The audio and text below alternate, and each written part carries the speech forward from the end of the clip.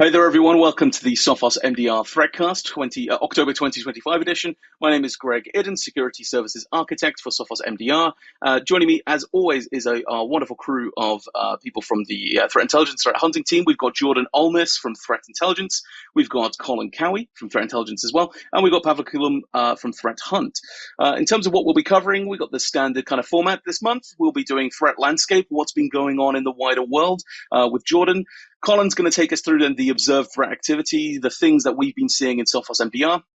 Pavle is going to then take us through a few highlights from the threat hunts that have taken place this month, and then I'll take us through a quick roundup of what's been going on in X-Ops, and then we'll do Q&A at the end, as we always do. Just a reminder, though, if you have any questions, you can see in the panel on the right there is a chat and a QA button. I think chat's currently not enabled because we don't want people's names visible, but you can go into the Q&A panel and you can put your question there, so don't wait. If a question or a thought comes to mind, put it into the Q&A panel, and that can be about the content, it can be about the service, it can be about cybersecurity, it can be about Sophos. Feel free to add any kind of question into there. What I'll do is, if it's sort of very pertinent to what someone's talking about and I feel I can jump in and ask the person to answer it, I'll ask the presenter to answer the question. Otherwise, we might do it via text behind the scenes and you'll see an answer pop up, or we'll hold on to your question and we'll bring it up at the Q&A section at the end.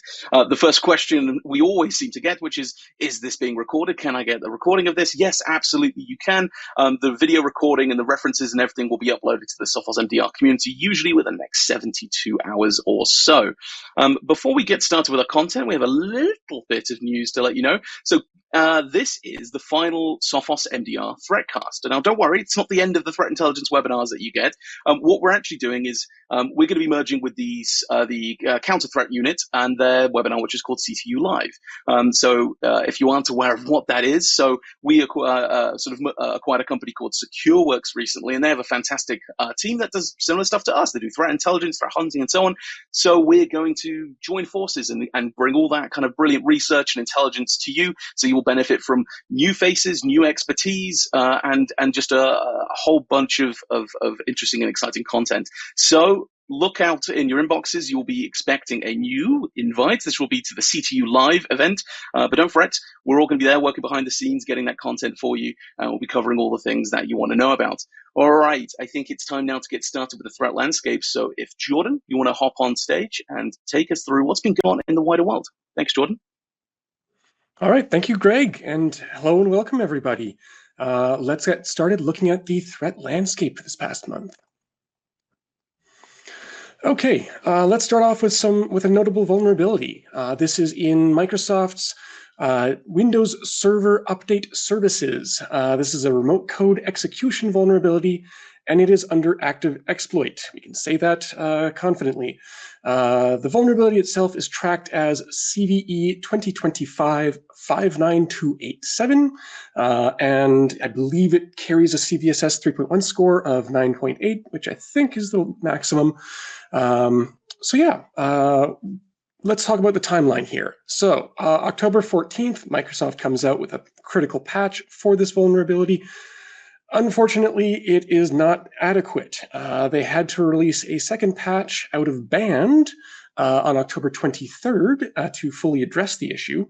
Unfortunately, it was not enough to keep customers safe, as on October 24th, the next day, this vulnerability was added to the CISA KEV database, known exploited vulnerabilities database, signifying that it was being confirmed as being actively exploited.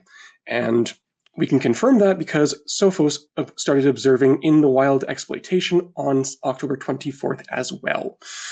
So from our observations, this is only affecting servers that are exposed to the internet.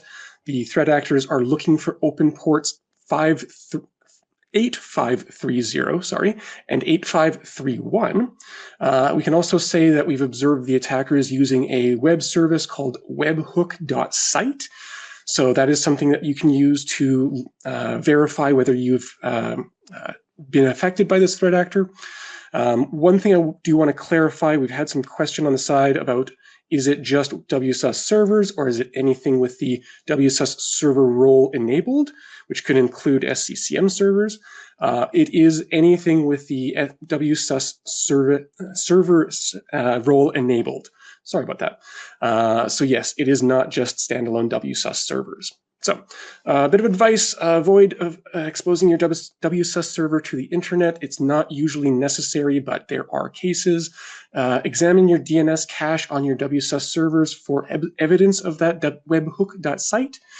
And consider disabling the WSUS server role entirely. If it's not necessary, then it's just an extra attack surface. All right, moving right along, let's talk about a notable breach here. This is for the MySonicWall cloud user config theft. If you were on this Threatcast back in August, you may have seen Colin Cowie speaking about a wave of compromises that we were seeing in the wild targeting SonicWall VPN edge devices. At the time, SonicWall had said that the root cause was that their customers had failed to properly remediate a vulnerability from 2024. I'm sure you all remember your vulnerabilities from 2024, but just to recap, this vulnerability allowed a remote attacker to obtain the configuration data from a SonicWall VPN device. The reason that these configs are noteworthy and concerning is that not only do they contain network information that would help in recon, but they also do contain credentials that can be used by an attacker to then log into that VPN appliance. Now, SonicWall is quick to point out that they do encrypt all these credentials within the configs, but like any encrypted data, all an attacker needs is time. And a little bit more on that encryption a little bit later. Anyway, so since then, there have been some new developments. So back in September, SonicWall announced that there had been a limited breach of their MySonicWall cloud platform. This is a platform that allows SonicWall users to upload their configs as a backup in the cloud. And at the time, SonicWall said that there was a limited number of configs that had been exfiltrated by an unauthorized party.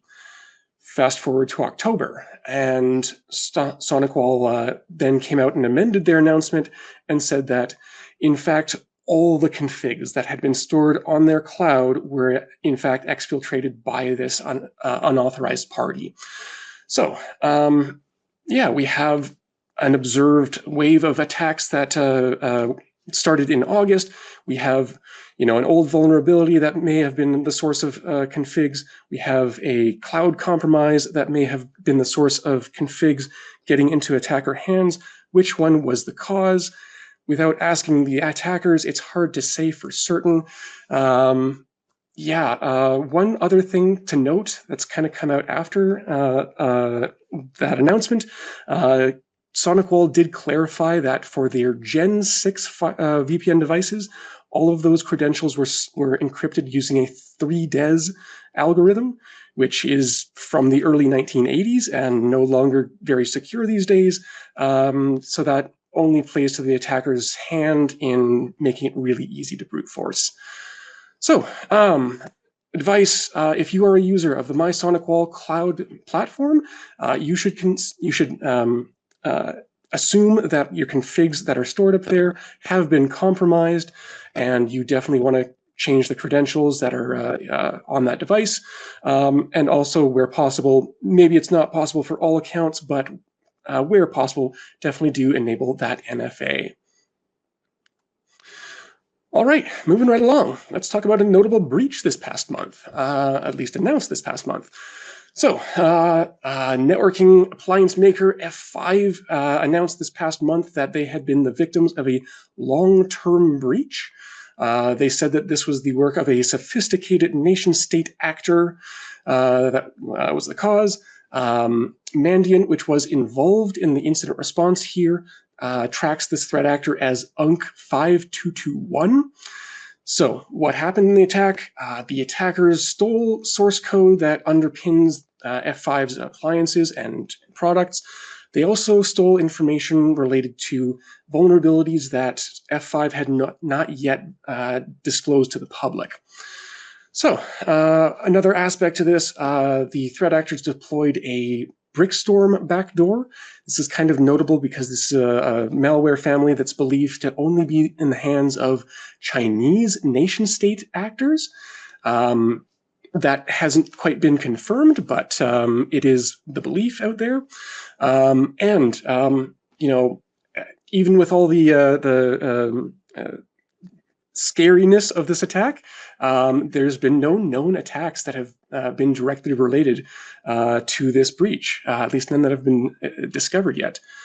So one of the big questions I had, at least, for this breach was, yes, the threat actors had access to read their source code. Did they have access to write source code as well and make this something of a supply chain SolarWinds type of attack? F5 was keen to look into this. They said that they found no evidence to support the theory that the threat actors were able to write source code to their code base. And to that end, they actually employed 2 different outside firms to perform code audits on their code bases. Both those code audits found nothing. So since then, since the announcement, F5 has made new patches available, and that has then prompted the US government through CISA to issue an emergency directive. This instructs US federal organizations to apply these patches from F5 at an accelerated pace, just because they are concerned. It does seem likely that government organizations were the ultimate targets here. So yeah, you have this emergency directive. If you are using an F5 appliance, you maybe want to take CISA's advice there and apply those patches sooner rather than later. Yeah, that's all I got to say on this topic. Okay, moving right along, we're going to finish things off here with a notable campaign. This is the Oracle EBS zero-day mass exploitation. So, vulnerability itself tracked as CVE 2025-61882, and it is an unauthenticated remote code execution vulnerability in the Oracle e-business suite. This is a software that you usually see alongside something like Power BI. The CVSS v3.1 score on this one is also 9.8. So, yeah, very easy for attackers to mass exploit. And sure enough, it is believed that this mass exploit of this vulnerability began back in August. Fast forward from that, there are September 29th, you start seeing extortion emails arriving in victim inboxes. The extortion emails identify the CLOP, sometimes ransomware, sometimes extortion group as the group behind the attacks. Separate from this, and there was all sorts of activity on from this group, but there was a proof of concept for this for exploiting this vulnerability that was dropped on the Scattered Lapsus Hunters Telegram channel on October 3rd, essentially getting it out into the wild. There was a whole side of things with this group. I'm going to leave it just with the POC here, but yeah, there was this activity, just to say quickly. Anyway, Oracle released a patch on October 4th. Unfortunately, it was not in time to prevent active exploitation because it had already been under exploitation. And sure enough, on October 6th, it is added to the CISA Kev database, indicating that it has been exploited in the wild. So fast forward from that, and you get victims that start to appear on CLOP's data leak site on October 18th. So one slight bit of good-ish news for victims is that even though the threat actors had full remote code ability on their servers, that wasn't used to move laterally and try and deploy ransomware across an entire domain. It was just an extortion attempt. So something of a good news piece. A bit of advice coming out of this, maybe you want to, if possible, establish a data classification plan to first identify critical data and then have it encrypted at rest. This is a piece I didn't know about this until just this morning, but there will be some upcoming CISO playbooks coming from Sophos X-Ops that will cover exactly this topic of data classification. So stay tuned for that, but before the end of the year, I'm told. Okay, that will do it for me. I'm going to be passing it off to my colleague, Colin Cowie, and he's going to take you through some of the observed threat activity we've had over the past month here. Thank you for that introduction. Let's go ahead and jump right into some of the recent trends from the Sophos MDR team and the Emergency Incident Response Service over the past month. Looking at the top ransomware over the month of October, we can see the number one remains Akira. They've largely been targeting VPN appliances, primarily SonicWall, but also other appliances like WatchGuard and other VPN tools. Number two remains the same from the last month as well, which is Inc. ransomware, followed by Kilin ransomware. These two most recent ones that I mentioned, Kilin and Inc., are both operating as a ransomware as a service program that's advertised in criminal forums. A new one that just emerged on our radar this past month is Nova ransomware. After looking into it a little bit further, we identified that Nova is tied to a ransomware group that previously was operating as RA World or RA Lord. They've rebranded themselves to launch what they call the Nova ransomware as a service data leak site. And on this data leak site, they've changed their quote unquote terms of their affiliate program, where they've now said that nonprofits and schools are off the table, at least for now, for this ransomware as a service program. So it's an interesting shift within the landscape of some threat actors attempting to put guidelines and rules over their affiliates to maybe prevent law enforcement attention. In the past, we've seen other groups make statements like this, and they're not always followed by the affiliates. And then the number 5 most active ransomware over the past quarter is PlayCrypt or Play ransomware, which we've seen performing big game hunting or going after large enterprises since 2023. Now, in terms of how these ransomware threat actors are actually gaining access to networks, the top 4 out of 5 initial access vectors over the past month are all related to VPN compromises. My colleague Jordan talked earlier about some of the ongoing campaigns against SonicWall, and we certainly still see those continuing. However, we've also seen affiliates tied to Inc. ransomware launching brute forcing campaigns against other VPNs like Fortinet and Cisco, and then there were some cases involving RDP as well this past month. And across the board, the number one contributing factor towards these ransomware incidents remains a lack of multi-factor authentication on VPN appliances, specifically for service accounts. And one kind of thing that I wanted to mention is, for the way that we track incidents, there's only one initial access vector per incident, but there could be multiple contributing factors that help the adversaries gain access to that network and have operational success. Now, while our top 5 initial access vectors are all tied to VPN compromise, that doesn't mean we don't see incidents that stem from malicious downloads. There's 2 campaigns in particular that I wanted to highlight that are both related to web-based downloads and social engineering. The Sophos Threat Activity Cluster 3853 is related to the distribution of a banking Trojan that we call Maverick, also known as Maverick Zapbot. We believe this is an evolution of a banking Trojan that's been referred to as Coyote since 2024. This is a threat actor that is actively developing their malware and continuing to target financial users based out of Brazil. The way that they actually go about distributing malware is targeting WhatsApp web users. There's a product called WhatsApp for Business, and it's very popular within Brazil. And this particular threat actor will leverage compromised but known trusted contacts to distribute spam. And they leverage features like the WhatsApp View Once capabilities that help add a sense of urgency for the user. In this particular campaign, the initial download was a zip archive with an LNK. That bottom left screenshot shows what the user might see while opening that archive, and the themes around these files have typically been payments and other financial themes. After execution, this activity launched a variety of different encoded processes that communicated with command and control servers and tried to leverage what we call C2 gating as a way to prevent the payload from getting distributed to any security researchers or sandboxes.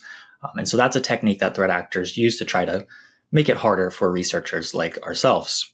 In this particular situation, if the C2 gave you back the right payload, it would be injected into the PowerShell ICE process. If you're not familiar with PowerShell ICE, it's essentially an editor that developers or IT administrators can use to write PowerShell scripts.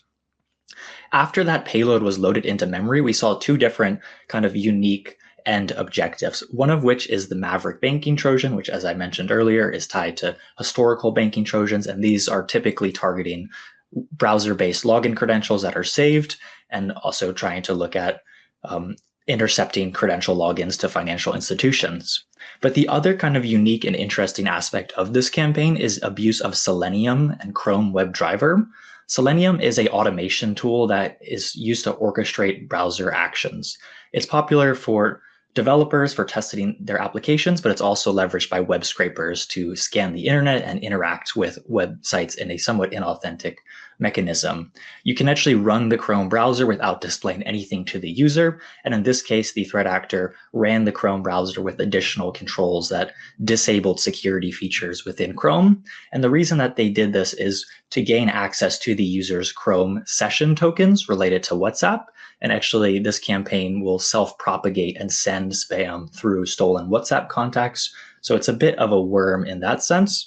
And this technique of stealing contacts has been popular in the past, particularly with the TrickBot gang, which is related to Russian ransomware crews.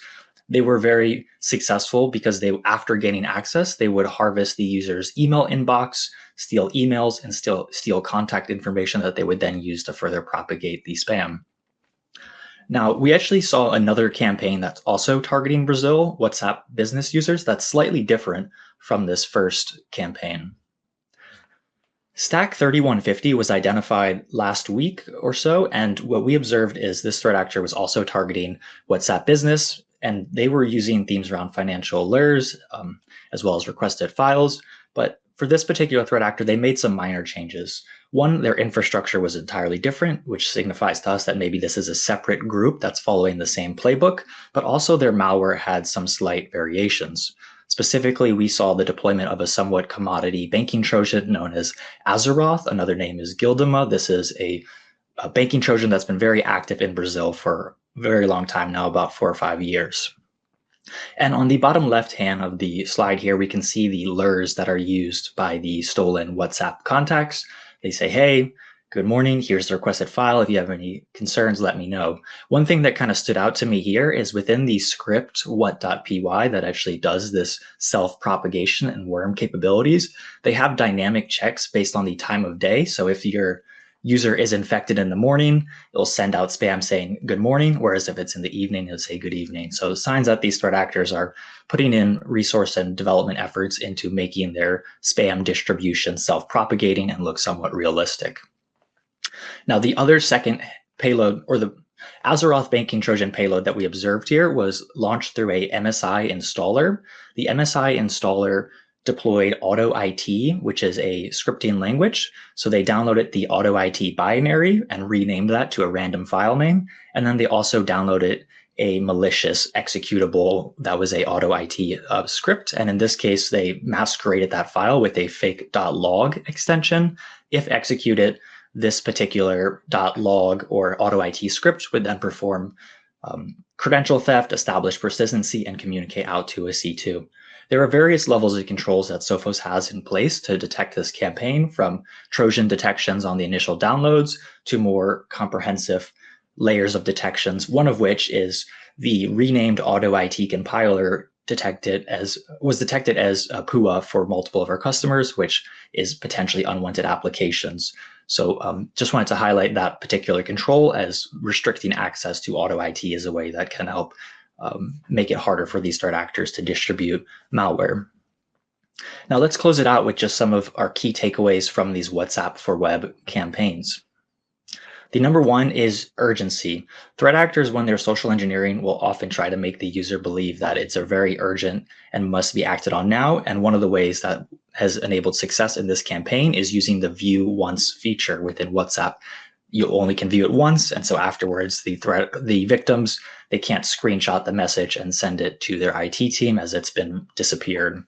The second aspect that really has enabled success for these threat actors is abusing trusted but compromised contacts and targeting the browser session tokens. Users are expecting to receive messages from these individuals that have been hacked and compromised, and their guards are let down a little bit. And lastly, I wanted to mention that this is a continuous threat for Latin America and Brazil that the Sophos security team continues to research and monitor. The threat actors involved with this are going through active malware development, updating infrastructure, and clearly investing time and resources into continuing their campaigns. That's it for this month's observed threat activity. Now let's move on to threat hunting. Great, thank you so much, Colin, and hello, everyone. Let's spend a few minutes talking about some of the research and threat hunting that was of interest to us and our team for the last 30 days and how we kind of approach those hunts as well. First thing that I'm going to talk about is a tool called EDR Freeze. EDR killers as a concept have been, in the news and kind of talked about and a hot topic for quite some time now. Given the fact that a lot of these specific techniques that attackers use in terms of circumventing certain controls and enabling themselves to establish persistence on machines are covered by majority now of most of the major controls and software suites.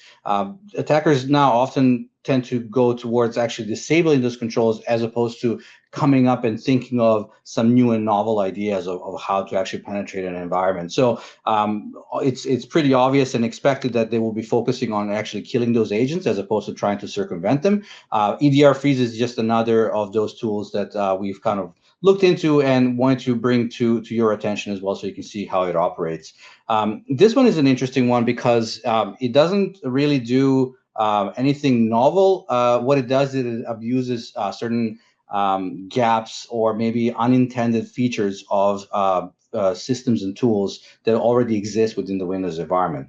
EDR Freeze itself is an open source tool and utilizes two of the pretty core functionalities of Windows, which is where fault, which is kind of like a diagnostics tool, as well as mini dump, write dump, which is a function within that specific tool that basically spits out and generates telemetry that is associated with a specific process or a program that is running in terms of any crash logs that it may be suitable for further review by system administrators. There are two major components of where fault. There's where fault and where fault secure.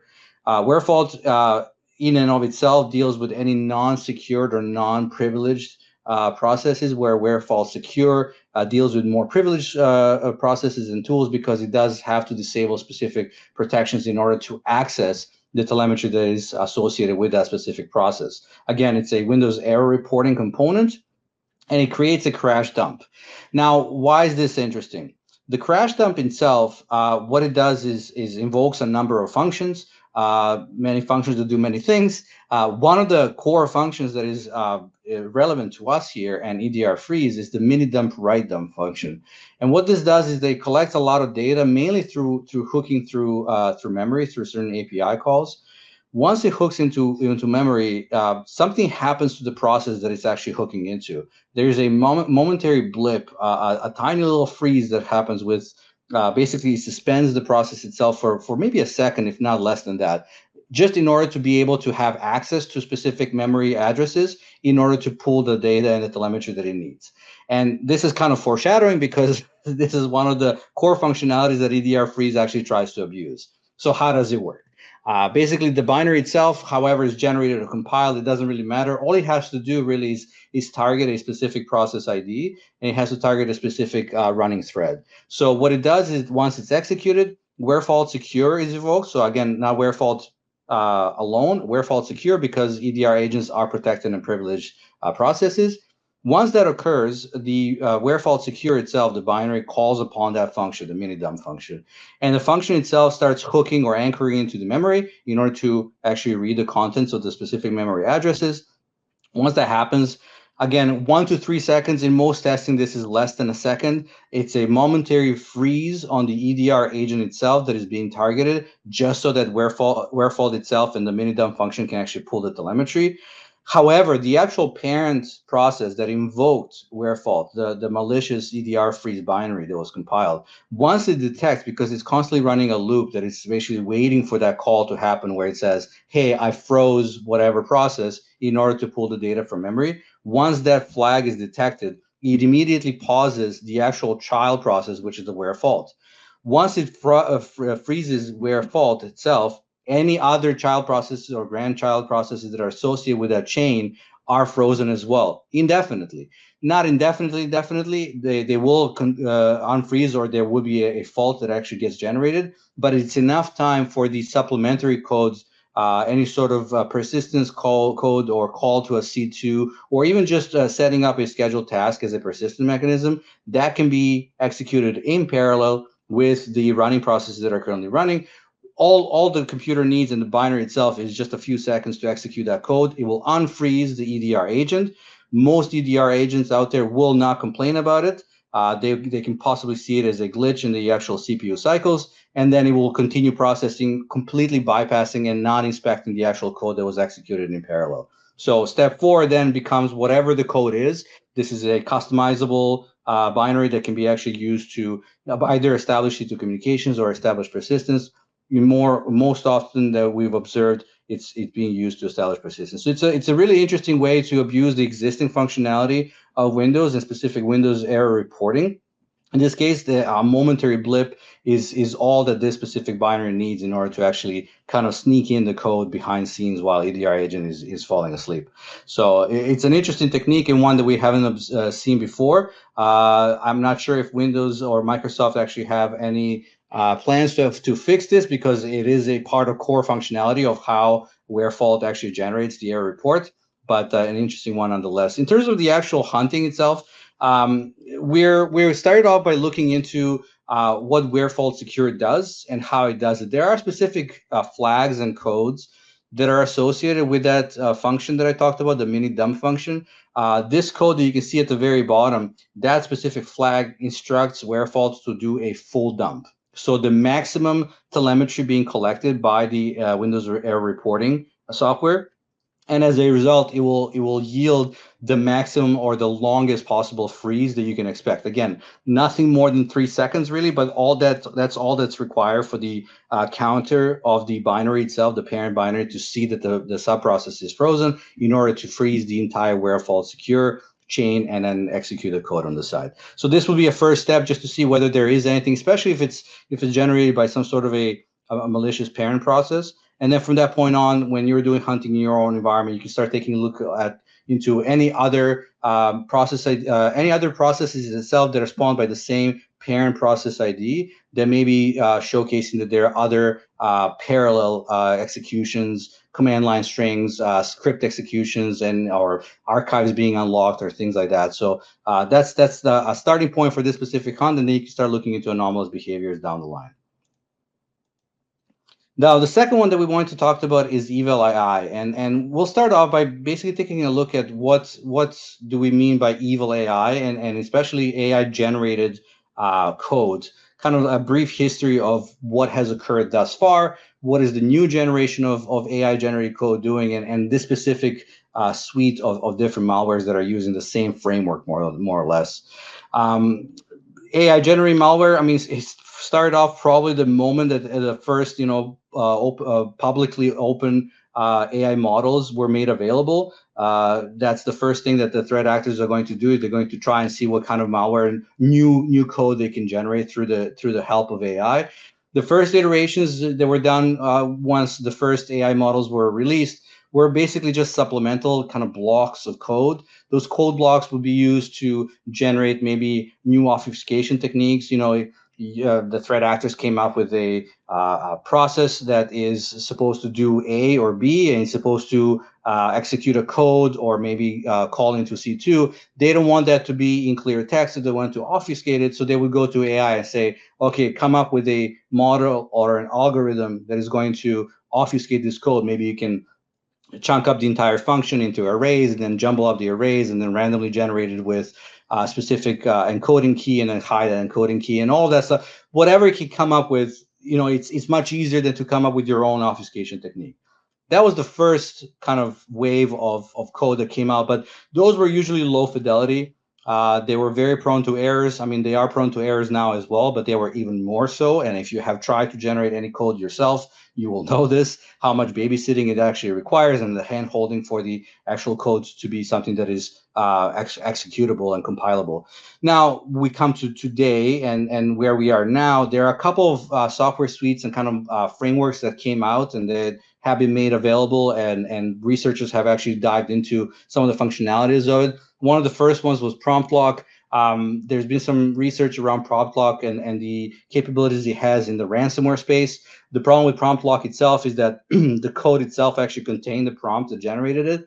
It was part of the entire code block, like, buried very deep into the entire code prior to compiling. So once you actually decompile it, you will see the prompt that actually generates, so you can know exactly what the functionality was or intended by the threat actors as they generated this malware.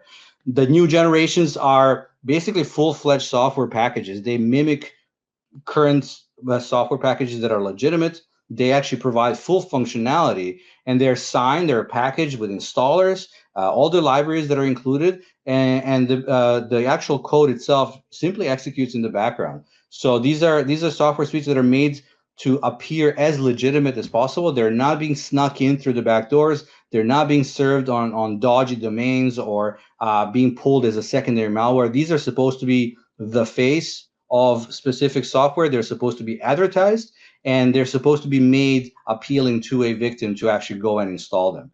So just to give you an example of Evil AI itself it's a family of malware suites. It's not just one piece of software. It's a family of malware suites that use more or less the same logic, the same functionality. They're made to appear in very similar ways.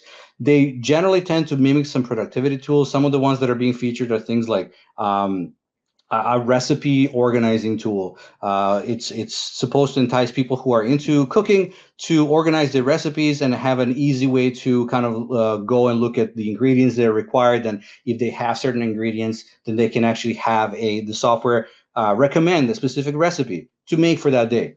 So it's and the best part is, or the worst part, depending on how you look at it, is that it works. It does exactly what it's supposed to do. It looks professional. It does the organizing of the recipes. It actually does have the exact functionality that it advertises. But in the meantime, it actually executes the code in the background, which is where it normally establishes the communications with C2 and then kind of carries on with your standard kind of attack lifecycle.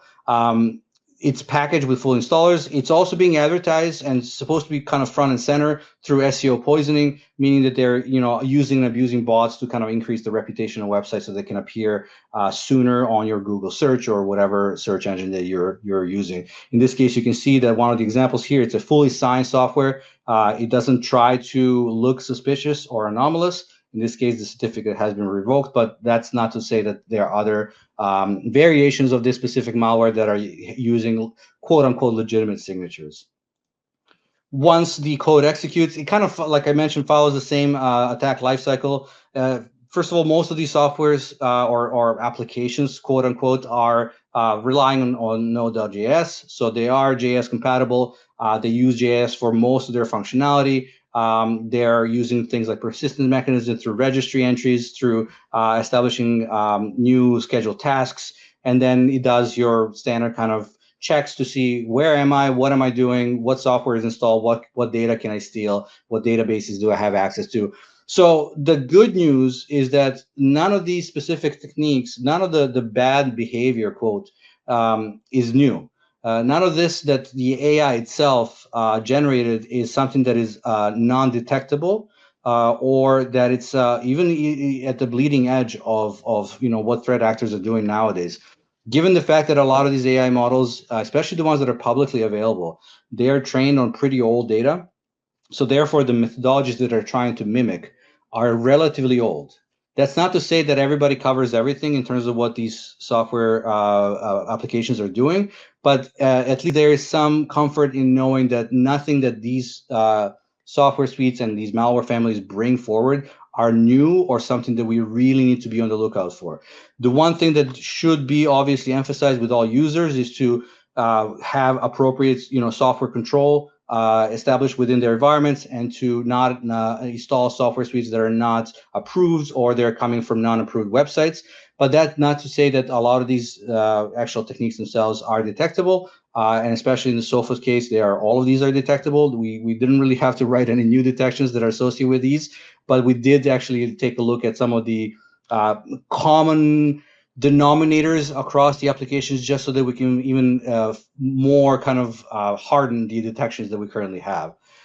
Some of the hunts that we've done around this is try to mimic, for example, or try to detect and find applications that follow specific naming convention, because I mentioned earlier, a lot of these are productivity related. So we would like to do and look up any applications, new applications that have been installed that have some productivity, kind of buzzwords and keywords, organizer, express, application, office, anything to do with your generic kind of wording around a new productivity suite, and then kind of couple that with any anomalous or malicious Node.js application installations, executions with anomalous processes rooted in Java, and then kind of gonna go from there and try to map any anomalies associated between installing a new software and then JS kind of executing kind of anomalous or malicious chains of commands. So that's a good starting point for your own threat hunts as well,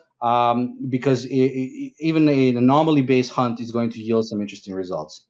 And that's all for me. Thank you very much. Fantastic. Thanks, Pavle. That was really, really interesting. I especially love the whole EDR freeze. There's actually a question for that, but I'll save it. We'll get to the next section. All right. So let's dive into the X-Ops review. So what's the kind of pieces that have been put out in terms of threat research in sort of the last 30 days, or at least since the last Threatcast? The four kind of main highlights. The first one there is HeartCrypt. So HeartCrypt's wholesale impersonation effort.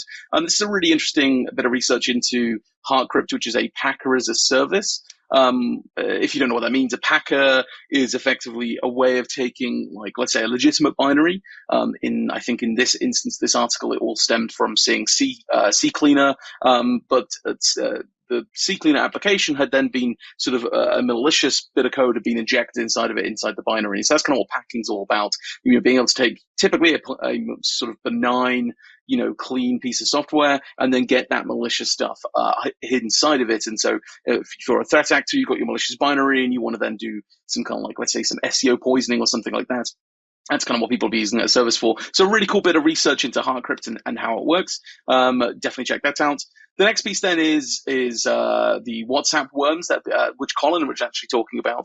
And, as I mentioned at the start, we're going to be merging with CTU Live. So this piece comes out under the CTU name, but of course you might recognize, if you read that article, one of the diagrams in there. So yeah, we were already collaborating with CTU. That's kind of the new sort of body which we'll be publishing a lot of research under. So yeah, we've been behind the scenes doing research with them already. And so this merging for CTU Live is kind of a byproduct of that. So it's all exciting stuff. But yeah, definitely check that out if you want to do a deeper dive into the section when Colin was talking about it. Then the next one we've got is October Package Tuesday. This is as always, a very full set of vulnerabilities. I think on my list I wrote down there was about 8 crits in there, 18 highs, and 3 that are under active exploitation. So as always, if you haven't got those things patched, do go check out if any of the applications that you use from Microsoft are enumerated in there, and make sure you get those patches applied. And then the last one is what Jordon was talking about, that F5 sort of network compromise. We put out a little sort of a PSA about it as well, just because given the kind of the severity of it. So worth checking that out if you want to have a reference to that, or anyone that's using F5 and they need sort of a heads up on what's going on. Go check out that article. So before we get to Q&A, just another quick roundup in case you joined a little bit late. But yes, this is the last sort of in-name Threatcast. We're going to be joining forces with the CTU Live team. So this is the counter threat unit, which is our colleagues that came in through the SecureWorks acquisition. And we're going to be joining forces so that we can get, all that research out there, interesting, exciting bits of content, and to sort of stop pulling you in 2 different directions, because I think we even both go live on the same day. So it makes sense for us to join forces and do one sort of webinar. So you'll see that on the CTU Live banner. So keep an eye on your inbox. inboxes. You will not be expecting an invite to the Threatcast next month. You'll be expecting an invite to the CTU Live webinar. So keep your eyes out on your inbox for the invite. Let's jump to the Q&A section. So the first one, I see another one's come in as well. The first one, it's just someone saying thank you. The first one came in very kindly. They'd used the hide name button, so I was able to publish that question and the answer in the Q&A panel. I believe, hopefully you can see it. But I'll read it out just in case I've done something wrong. But they said, I have seen async rat being used by cyber criminals. Can this be added to the application policy so we can add it to our block list in the Sophos admin console? So async rat, a remote access Trojan, it isn't the kind of thing we would add to Sophos application control. So application control is a way for admins to control legitimate bits of software, Windows components, common tools out there, bits of software, chat clients, you name it. There's a whole wide array of things in application control policies. But application control is for legitimate, benign sort of software, and that's usually prevalent software too. So we wouldn't actually add something like a remote access Trojan into there in the event that some admins go and allow it for some reason. So we already detect async rat. I was able to dig up a couple of detections as async rat Q and async at R. Judging by the names on that, we've probably got plenty more async rat detections out there. There'll be some behavioral detections as well that would fire. There's a whole number that kind of ignore what the payload is and just look at the system behavior. That could also fire. But if you, as a separate question, so async rat, it's being blocked as a malicious thing. You shouldn't need to do anything in your application control policy. But if there is something else that you wanted added to your application control policy, you can do so so if you just search Sophos Labs file submission in your search engine of choice, the Sophos Lab file submission page has a button that says application control. So what you can do is you could submit something to Sophos Labs that you want them to classify and add to application control so that it's there available in your policy to either detect upon for insight if it's being used, or to go ahead and block it. But yeah, you do that through a Sophos Labs file submission. The next question, I'll probably ask if Colin would like to come on for this. I think there's a couple that you can tackle here. So Colin, I'll let you join actually before, because there's a moment of where you can't hear when someone's coming on stage. I'll just hold him as I see him come in. There he is. Hey, Colin. So the first question here is, I've heard other vendors making noise about SonicWall the past month or two. Why do you think you're seeing a downtick in SonicWall incidents? So this is the graph that was on there, because we saw the big spike in August, and the past few months it's been trailing off. Why do you think it's been decreasing? And bear in mind you're muted. The opportunistic in myself would like to hope that a lot of SonicWall customers are now applying better security controls like multi-factor authentication, limiting external exposure. But another aspect of it might just be threat actor attention and focus on other VPN products. Around the middle of the summer, the Akira Data Leak site posted something on their website saying something along the lines of, we've had a very busy summer. We've been targeting lots of SonicWall VPNs. And if you haven't heard from us, don't worry, we're still going to try to extort you later. So it seems like the threat actor really peaked their scanning activity in August, and it's certainly been on a decline based on our telemetry. So hopefully that's because of additional security controls in place and not because of the threat actor just exhausting the list of targets. But we certainly see other VPNs being targeted over the past month as well, like Fortinet and Sophos VPN. Yeah, let's absolutely hope that it's not that the actors have already compromised everyone and they're running out of victims. I hate for that to be the case. The next question I think is something you can tackle. This is going back to your WhatsApp research into those two sort of kind of campaigns, sending sort of malicious things through the worm-like behavior using WhatsApp. The question was, have you seen other actors abuse additional apps that run on desktop like Telegram, Signal, Slack, Discord, etc.? So I guess, this is WhatsApp, but is there anything special, I guess, here going on with WhatsApp? Do we think this is something we'll see in other apps? Have we seen other clients being compromised or other kind of worm-like kind of campaigns taking place with using other chat apps? Yeah, it's a good question about it. Have we seen other platforms outside of WhatsApp for Business being targeted with these worm-like malware propagation campaigns? And one that immediately comes to mind is Discord. Discord originally was created for gamers, and it's very popular with the online gaming community, but it's also pretty popular with cryptocurrencies.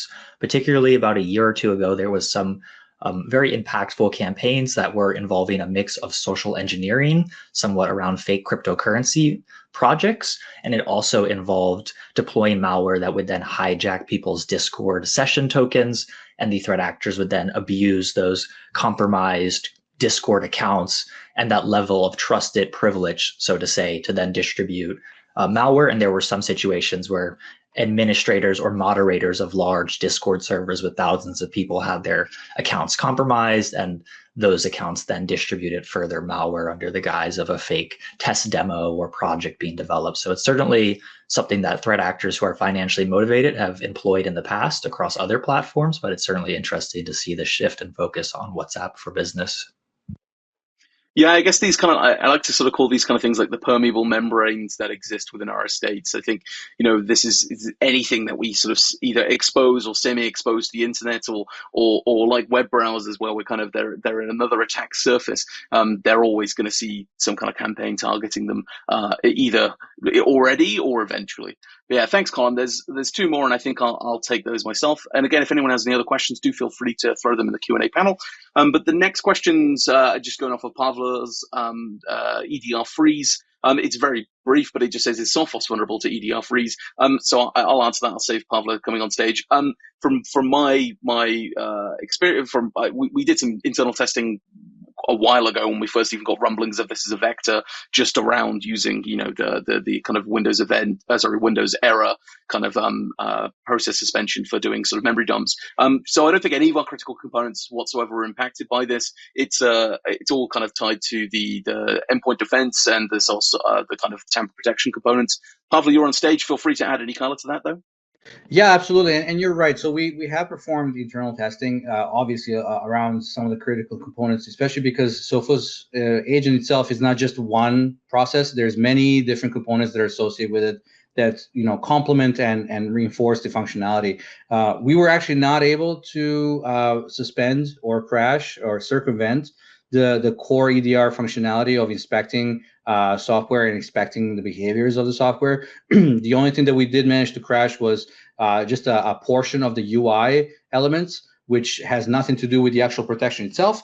And again, I don't think it was even a part of the core management of the agent itself. It was just a part of the UI element. So so the Sophos suite of different functions and processes were not applicable in this case for the EDR freeze.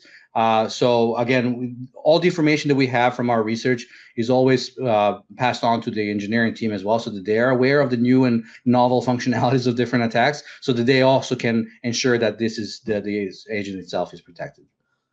Yeah, I mean, if I remember back to when the thing was sort of discovered and everyone was talking about it, there was some real hope that we'd be able to get something exciting with it. But no, I remember everyone was quite bored, going, "Oh, it's not something. It's not an exciting vulnerability." Weird. That was kind of people's intake. But I mean, I guess it's always exciting to see some new techniques, and whether we've already got defenses against them, and when they're there, there's not much more research anyone could do at that point about what the behaviors are.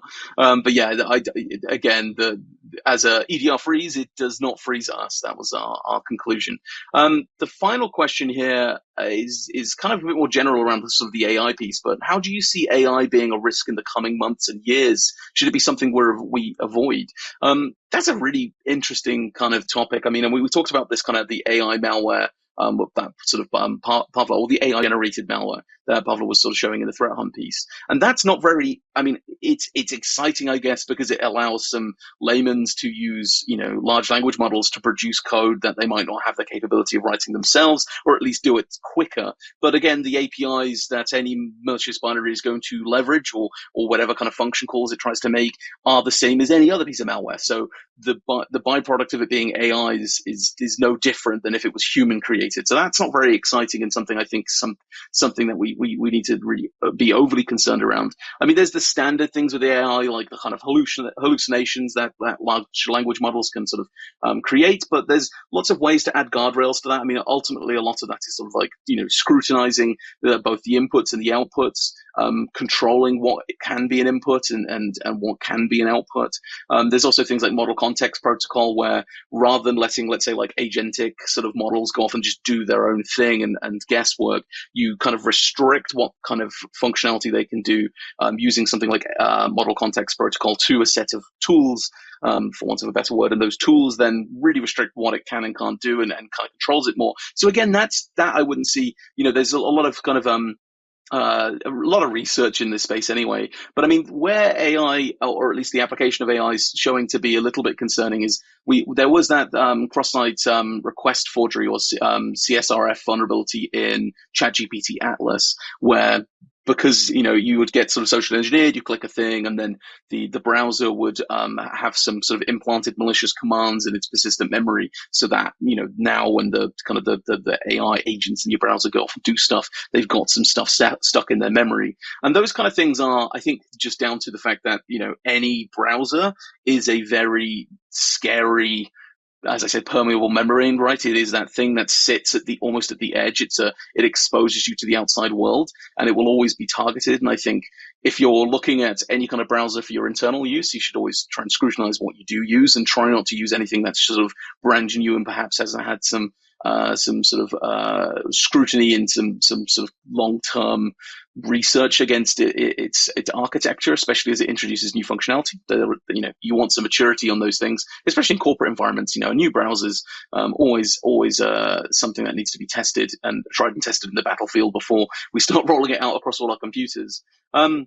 The things that concern me around, I guess, AI is like the prompt injections that we're seeing. As people use like agentic AI to go off onto websites and do things and trying to sort of automate and abstract themselves from things. Some actors are starting to implant into web pages prompts that are hidden from a human. So if a human looks at the page, you're not going to see it, but any AI sort of that, or a large language model that reads the page, is going to see this text, and it kind of acts as prompt injection, commands and prompts for it to then poison whatever it's doing. So yeah, I mean, there's lots of things where AI is concerning, but I mean, we're lucky that some quite poignant researchers in this field have some still work with us, but some have also gone on to work in other large and very important field sort of organizations in the field of AI and large language models. This is an area that there is a lot of scrutiny, a lot of research into the security of it, and at the end of the day, it's yet another tool. It's a tool like anything else.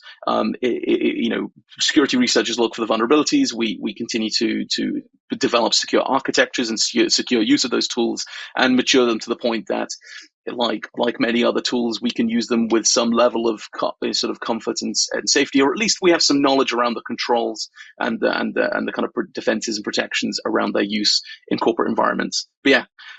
We are now at 2 minutes to time, so I mean, fantastic. Thank you so much for the questions.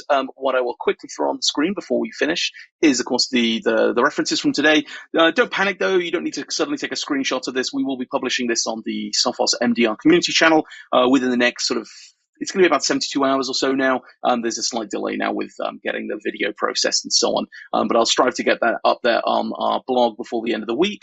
But with that, thank you so much for joining us here on our last in-name Threatcast. It's been an absolute joy and a privilege just to be here month after month talking to you, and I appreciate everyone, or if anyone here has been here on all of those. Thank you for coming along this journey. It's been a real exciting and fun project every month to really dig into research to try and find ways to help you understand what's going on out there without being overwhelming, and to try and just give you actionable advice and guidance. We'll continue to do that under the new CTU Live banner. But with that, I'm just going to say, as always, stay suspicious, stay vigilant, and if you have any concerns about anything you're seeing inside your environments, do not hesitate to contact Sophos MDR Operations. Until next month in the CTU Live, we'll see you then. Thanks so much. Take care.